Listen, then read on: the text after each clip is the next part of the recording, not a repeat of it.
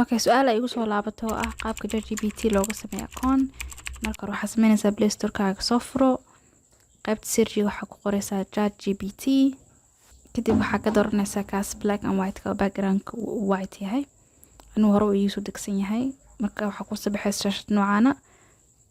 laba mid baa sameyn kartaa inaad continue with Google dhahdo oo account ku hore Google-kaaga ku jiray aad ku samaysato ama sign up inaad dhahdo adig email-kaaga caadi ah u geliso. waxaa fudud inaad dhahdo continue with Google. Okay, anaga waxaan dhahnaa marka continue with Google. dib wuxuu ku soo saarayaa akoonada ku jiro mobile-kaaga, akoonka rabtid meeshas continue iska dhahayna.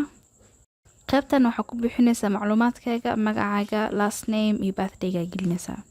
dhufanaysaa qaybtaas hoose ee audio-ga ayaa ku dhufanaysaa. Introduction oo ah which option is the sound of cat. saddex cod aa lagu siin doonaa aa maqlaysaa. saddexdaas codkii yaanyuurta ayaa ka soo bixinaysaa sidaan oo kale. Option 1. Option 2. Option 3.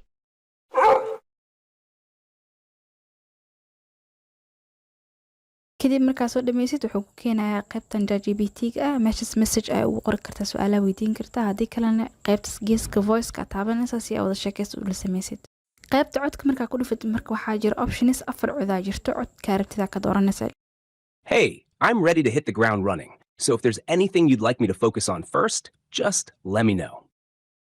Well, hello. I'm really excited about teaming up with you and I'm all set to dive in. So how can I make your life easier? Hey, it's great to meet you. How's your day going?